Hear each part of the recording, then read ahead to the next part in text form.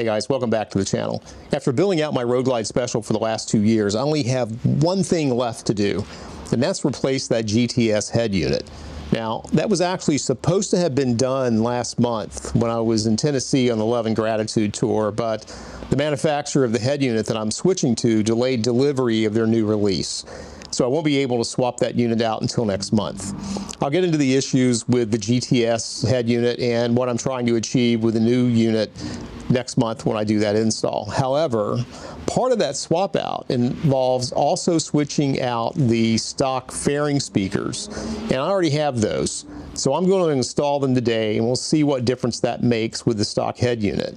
After doing a lot of research for speaker options, I decided to go with the Hertz SX165 Neos. Super nice. These are direct plug-and-play replacements for the stock speakers, but as you can see, the magnet on the Hertz speaker is significantly larger than what the stock speakers have. Another difference is that the stock speakers are 2 ohm while the Hertz are 4 ohm.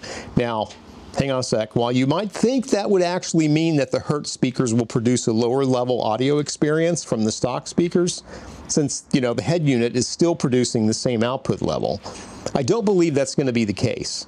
The Hertz speakers should be much more efficient and provide a cleaner output, but, you know, we'll see.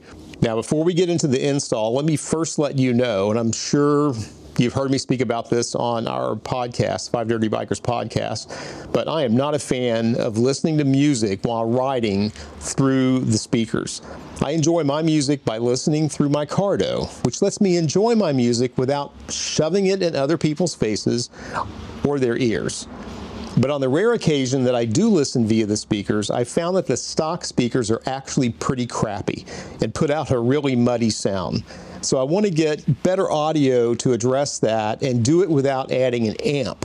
For me, adding an amp would just be a total waste of money personally, but that's me. Now, let's get to the bike and install these bad boys. The first thing we need to do is remove the speaker grill from the fairing. Now, the thing you need to know about the grill cover here is that there are 2 prongs that go straight down that are from on the inside edge of the grill. There's also one here that goes out horizontal. So you want to always remove the grill from the inside out. And the way we do that is take a little pry tool and you want to work it in underneath that grill and then pop it. You'll hear the 2 tabs come loose and then pull it out. So see, here's that little flat piece that goes this way on the outside, and you can see the 2 little prongs here that are going to go down into this area. So the grill's off. With the grill off, there are 4 screws here that are holding the speaker in, and that just takes a T25. So you want to go ahead and take those 4 out.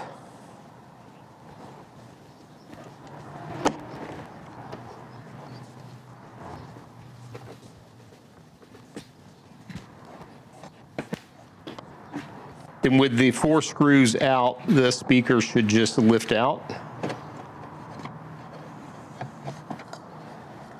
And then on the back, you'll have the 2 wires that are connected. The black is negative and the white is positive, so you want to pull these connectors off. So you have your wires here. Then we can take that speaker and set it aside.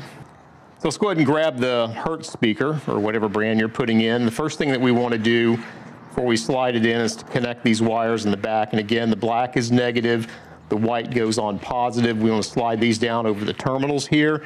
In case, you might want to check, these could be a little loose depending on the type or the thickness of the connector that you've got on the new speaker, so you might want to crimp those down a little bit to get a little more friction. But I'm going to go ahead and plug those in. Yeah, the black one's a little loose, so I'm going to get some pliers and tighten that down a little bit.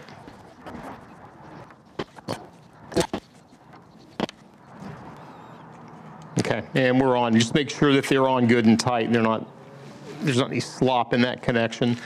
Then you want to slide the speaker in. I'm going to make sure that I've got the branding facing in the right direction here.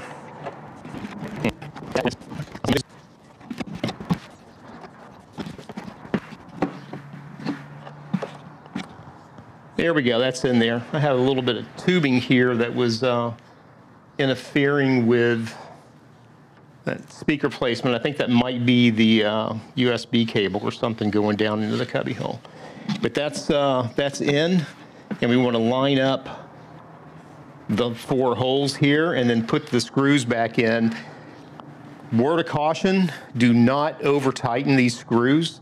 You're going into plastic on this mounting surface there, so you just want to put them in, get them tight, and then let me get those in, and then we'll do a quick sound test. Okay, I got both speakers in now, and let me get this music set to play. And all I'm doing here is just checking to make sure that both the speakers are working, and that I've got sound coming out.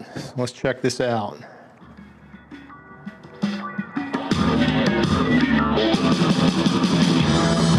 This is halfway up, 50%.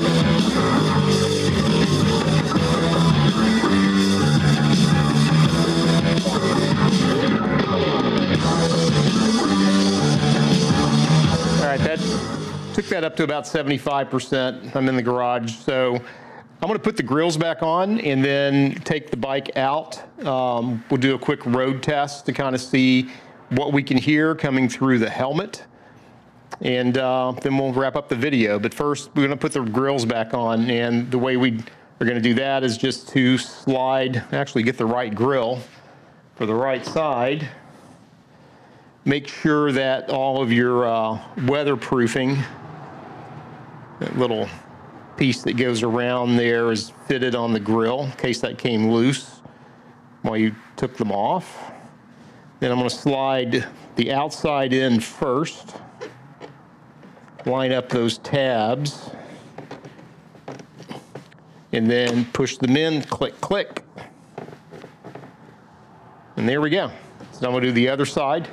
And definitely you wanna make sure you've got the speaker, if you've got branding on your speaker, you've got it setting correctly when you're looking at it, because you can, like I can see the Hertz through the grill here. So if you're turned off, that's probably gonna bug you. If you're like me, I'm a little anal on that stuff, and I'll end up having to take the grills back off and readjust in the speaker. So just do them right the first time. Let me get the other one on, grab my helmet, we'll get on the road. All right, let's check these speakers out. Now I'm wearing a full face helmet, my Rock, and I have in earpiece earbuds. And I'm gonna get on Arlington Boulevard here for a little bit, and then we're gonna jump on the interstate and see what we can hear. Okay, I screwed up on this test ride. I honestly did not think that the mic in my helmet was going to pick up much of the music, so I didn't use a non-copyrighted track to listen to. To my surprise, the audio was so good and loud that the mic picked it all up clearly, and I can't clear copyright view on this video. So I've used some AI to remove the music, which also remove the exhaust and wind noise. You can still hear the vocals, but I think I can get by with that. As you listen to my reactions on the ride, I'll throw in about 3 seconds of the unprocessed audio so you can hear what was actually recorded with the music playing. I think that's safe enough to protect me from the copyright police. All right, I am about 3/4 of the way up on volume, and I can clearly hear the music.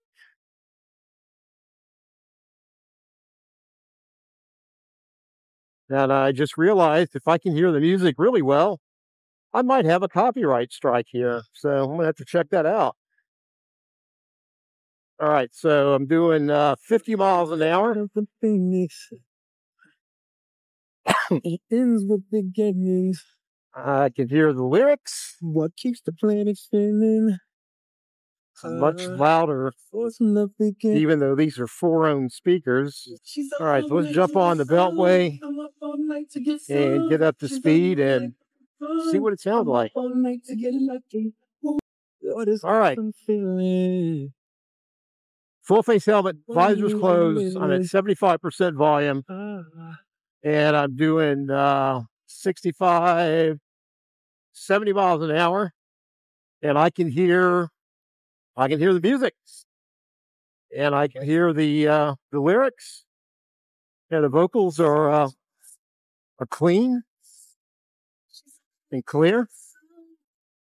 So let's go up to full. Oh yeah!